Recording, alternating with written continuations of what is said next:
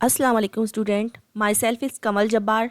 आज की क्लास में मैं आपको अकाउंटिंग का जो कि फर्स्ट स्टेप है ट्रांजैक्शंस या बिजनेस एक्टिविटीज़ की रिकॉर्डिंग, बिजनेस एक्टिविटीज़ की या ट्रांजैक्शन की रिकॉर्डिंग हम जर्नल में करते हैं और यही सबसे पहला स्टेप है अकाउंटिंग प्रोसेस का।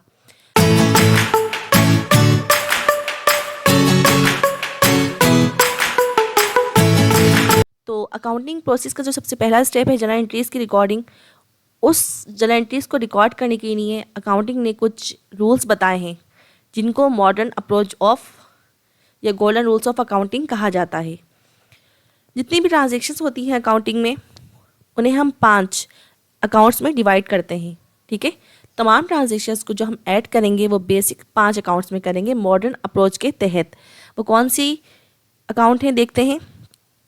Number first, asset, the things the business owns, वो चीज़ें जो कि कोई भी बिजनेस ऑन करता है, यानी कि बिजनेस की मिल्कियत होती हैं, जिसमें cash, bank, furniture, building, equipment, goodwill, receiving करनी है किसी से, या फिर फिक्सचर है, लैंड, बिल्डिंग, इस तरह के जितने भी एसेट्स जो कि बिजनेस की मिल्कियत होते हैं उन सब को हम एसेट्स में ऐड करेंगे। नंबर सेकंड कौन सा अकाउंट है, लाइबिलिटीज़, थिंग्स द बिजनेस ओज, वो चीज़ें जो कि किसी भी बिजनेस पे वाजिबुल अदा होती हैं, जिनमें लोन्स, क्रेडिटर्स, लोन्स मीन के किसी पर्सन से या बैंक से जो हम लोन लेंगे उसे हम ऐड करेंगे लाइबिलिटीज़ में, या फिर क्रेडिटर्स, क्रेडिटर्स वो पर्सन होते हैं जिनसे हम मर्चेंडाइज या गुड्स या प्रोडक्ट परचेज करते हैं ऑन अकाउंट उधार पे, तो उसे पेमेंट करना लाइबिलिटी होता है। क्रेडिटर्स भी हमारे लाइबल होते हैं, लाइबिलिटीज़ में ऐड करेंगे। इसके साथ ही बैंक ओवरड्राफ्ट, बैंक ओवरड्राफ्ट भी हमारी लाइबिलिटी है, लाइबिलिटीज़ के अकाउंट में ऐड करेंगे। बैंक ओवरड्राफ्ट एक किस्म की लाइबिलिटी है जो कि हमें बैंक देता है। बिजनेस के अकाउंट में पैसे ख़त्म हो चुके होते हैं, बैंक फैसिलिटेट करता है कि वो अपने कस्टमर को एक लिमिट तक अमाउंट निकालने की परमिशन देता है, तो वो जो अमाउंट है वो हमारा लोन होता है या बैंक ओवरड्राफ्ट में उसे ऐड करते हैं, तो बैंक ओवरड्राफ्ट भी हमारी लाइबिलिटी है। नंबर थर्ड अकाउंट जो कि जिसमें हम ऐड करेंगे वो है कैपिटल, कैपिटल या फिर equity, honours equity, honours investment in business, किसी भी बिजनेस में जो इन्वेस्टमेंट ऑनर करेगा वो बिजनेस की कैपिटल या इक्विटी के अकाउंट में ऐड किया जाएगा। ठीक है, जो भी बिजनेस कभी भी ऑनर बिजनेस स्टार्ट करता है तो वो बिज़नेस में कैश लेके आता है, या जो बिज़नेस के लिए एसेसरीज़ होती हैं, ज़रूरी चीज़ें होती हैं, या फर्नीचर, फिक्सचर, मर्चेंडाइज, ये तमाम चीज़ें उसी कैपिटल में ऐड की जाती हैं। यानी बिज़नेस स्टार्ट करते हुए या बिज़नेस को रन करते हुए जो भी इन्वेस्टमेंट की जाएगी बिज़नेस में वो कैपिटल्स या ऑनर्स इक्विटी कहलाता है। नंबर फोर्थ अकाउंट है रेवेन्यू या इनकम, ट्रांजैक्शंस में वो अकाउंट जिनसे मनी जनरेट किया जाता है या इनकम जनरेट की जाती है। किसी भी बिजनेस का बेसिक पर्पस प्रॉफिट या अर्निंग होता है, ठीक है, इनकम जनरेट करना होता है, तो रेवेन्यू या इनकम के अकाउंट में वो तमाम ट्रांजैक्शंस ऐड की जाएंगी जिससे मनी अर्न किया जाए। Money earn by business, business के लिए जो मनी अर्न किया जाएगा वो इनकम या रेवेन्यू के अकाउंट में ऐड किया जाएगा। एग्जाम्पल देखते हैं, सेल्स, जब भी सेल्स की जाती है तो उसके अगेंस्ट हमें इनकम होती है। इसी तरह से कमीशन रिसीव, कमीशन भी एक तरह की इनकम है। इंटरेस्ट रिसीव, इंटरेस्ट हमारी इनकम में ऐड किया जाएगा। सर्विस इनकम और मेनी मोर, इसके साथ बहुत सारी इनकम्स होती हैं जो कि हम इनकम्स की अकाउंट में ऐड करेंगे। ये तमाम आपको एग्जांपल्स बता रही हूँ कि कौन कौन से अकाउंट कहाँ ऐड करने हैं। Number expenses, cost incur to earn income, expenses वो अखराजात होते हैं जो कि बिजनेस को रन करने में किए जाते हैं। ठीक है, जितने भी खर्चे होंगे या अखराजात होंगे जो कि बिज़नेस को चलाने में किए जाएंगे वो ट्रांजैक्शंस कहाँ रिकॉर्ड की जाएंगी, एक्सपेंस के अकाउंट में ऐड की जाएंगी। एग्जाम्पल लेती हूँ, जैसे कि रेंट एक्सपेंस, कोई पोर्शन बिजनेस का हमने रेंट पे लिया हुआ है तो उसका रेंट पे करना वो भी एक्सपेंस है।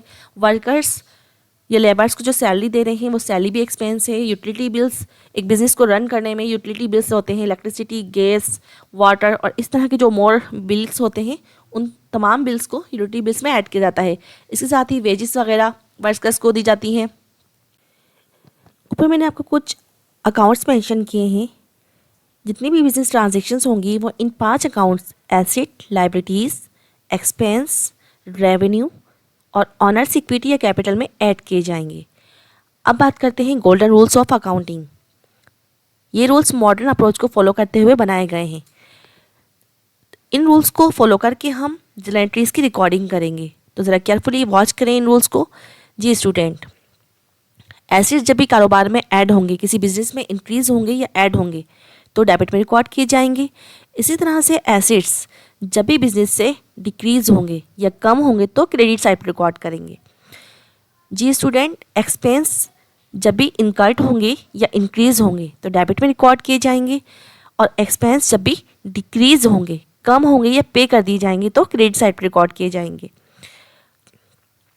जी स्टूडेंट, अब बात करते हैं लाइबिलिटीज़ की। बिजनेस में जब भी लाइबिलिटीज़ इंक्रीज होंगी, जब भी इंक्रीज होंगी तो क्रेडिट साइड पर रिकॉर्ड की जाएंगी, और जब लाइबिलिटीज़ डिक्रीज होंगी, कम होंगी तो डेबिट में रिकॉर्ड की जाएंगी। ठीक है, इसी तरह से कैपिटल इंक्रीज होगा, कैपिटल की नेचर क्रेडिट की है, इंक्रीज होगा तो क्रेडिट साइड पर रिकॉर्ड किया जाएगा, और डिक्रीज होगा, कम होगा कैपिटल बिजनेस से तो डेबिट में रिकॉर्ड किया जाएगा। रेवेन्यू जब भी इंक्रीज होगी, रेवेन्यू ऐड होगी या ज़्यादा होगी, इंक्रीज होगी तो क्रेडिट में रिकॉर्ड की जाएगी, और रेवेन्यू जब डिक्रीज होगा, कम होगा, ठीक है, तो कहाँ रिकॉर्ड करेंगे? डेबिट साइड पे। तो मैं समराइज़ करती हूँ, एसेट एक्सपेंस इंक्रीज होते हैं तो डेबिट में रिकॉर्ड करते हैं, एसेट एक्सपेंस डिक्रीज होते हैं तो क्रेडिट में रिकॉर्ड किए जाते हैं, जबकि लाइबिलिटीज़, कैपिटल और रेवेन्यू इंक्रीज होते हैं तो क्रेडिट में रिकॉर्ड किए जाते हैं, और लाइबिलिटीज़, कैपिटल और रेवेन्यू जब डिक्रीज या कम होते हैं तो डेबिट साइड पर रिकॉर्ड किए जाते हैं। स्टूडेंट, इन अकाउंटिंग रूल्स को ज़रा केयरफुली वॉच करिएगा, क्योंकि इन रूल्स को फॉलो करते हुए ही हम जर्नल एंट्रीज की रिकॉर्डिंग करेंगे, जो कि अकाउंटिंग का फर्स्ट स्टेप है।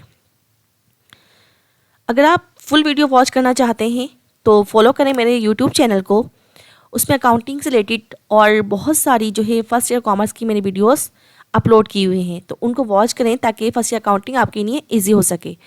तो अगर आज की क्लास आपके लिए कोई बेनिफिशियल रही हो, आपको कुछ सीखने को मिला हो, तो प्लीज़ लाइक करें इस वीडियो को, और मेरे चैनल कमल कॉमर्स एकेडमी को सब्सक्राइब करें। Thank you.